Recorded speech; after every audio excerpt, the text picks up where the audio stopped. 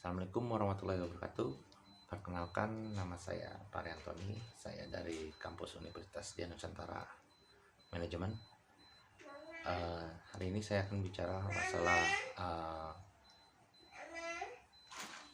bagian pokok laporan dan proposal. Sebelumnya ini ada tugas dari mata kuliah komunikasi bisnis. Jadi saya akan menjelaskan ada bagian pokok laporan dan proposal.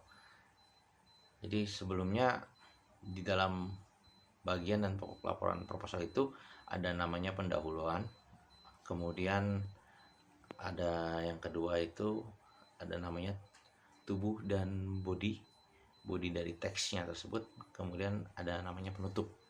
Nah, apa saja yang dapat dikatakan dengan pendahuluan? Pendahuluan di dalam pada bagian pendahuluan terdapat 11 yang perlu dipertimbangkan. Antara lain pemberi kuasa. Pemberi kuasa adalah yang memberi laporan. Kemudian layout atau rencana presentasi yang menceritakan kepada pembaca. Kemudian yang ketiga itu ada namanya masalah.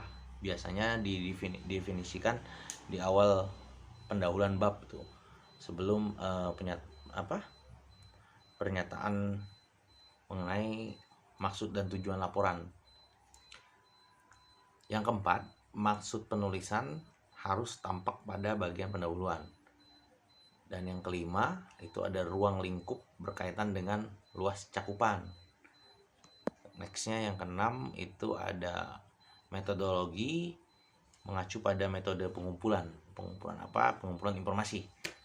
Kemudian yang ketujuh itu ada metodologi yang ketujuh itu ada sumber primer. Sumber primer itu pengumpulan.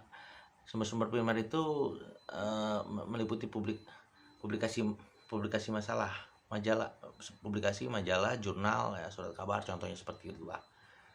Kemudian yang ke-8 itu ada namanya latar belakang dari situasi yang sedang diteliti, kadangkala dimasukkan jika pembaca memerlukan latar belakang. Kemudian yang ke-9 itu ada definisi istilah perlu dicantumkan jika menggunakan istilah yang memiliki beberapa penafsiran. Yang ke-10 itu ada keterbatasan. Keterbatasan misalnya dalam hal dana, waktu, asisten peneliti atau data yang tersedia. Seorang penulis tidak perlu malu menyebutkan keterbatasan sebelum melakukan penelitian lebih lanjut. Jadi penulis itu nggak harus malu menyampaikan apa yang menjadi keterbatasan mereka. Kemudian yang ke-11 itu ada rekomendasi menjelaskan tentang keputusan yang perlu dilaporkan di dalam suatu laporan. Itu misalnya seperti keputusan ini ya, keputusan antara membeli mesin baru dan membeli atau mesin setengah pakai kan.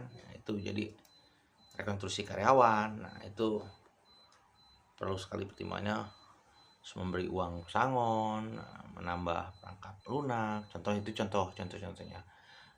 Jadi dengan membaca laporan secara rinci, pembaca tahu bagaimana fakta sudah ada berpengaruh terhadap keputusan yang telah diambil. Kemudian baru kita lanjutkan ke bagian yang kedua tadi, yang saya bilang ada 3 bagian. Yang kedua itu ada tubuh dan isi body atau body and text ya. Jadi pada bagian kedua ini, bagian terpanjang dari suatu laporan adalah tubuh dan isi atau teks dalam bagian yang dikembangkan gitu loh.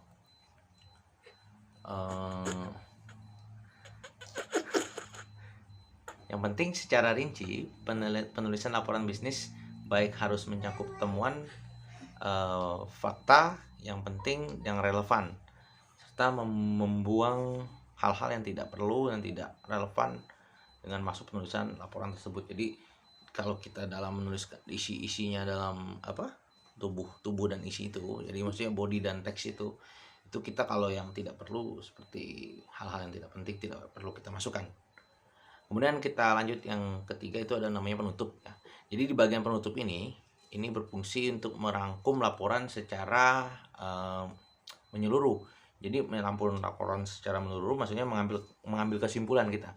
Jadi atau memberi rekomendasi ataupun mengambil kesimpulan yang harus didasarkan pada isi teksnya dan tidak memasukkan bahan-bahan yang baru yang sama sekali tidak dibahas pada tubuh atau isi. Jadi kita kesimpulan itu kita harus menyampaikan apa yang ada dalam semua teks yang di poin nomor 2 itu. Bukan berarti kita keluar dari apa yang sudah kita cantumkan di dalam isinya. Jadi itulah namanya penutup. Jadi intinya penutup itu bagi penutup berfungsi merangkum laporan secara menyeluruh untuk kesimpulannya. Mungkin itu yang dari saya. Terima kasih. Assalamualaikum warahmatullahi wabarakatuh.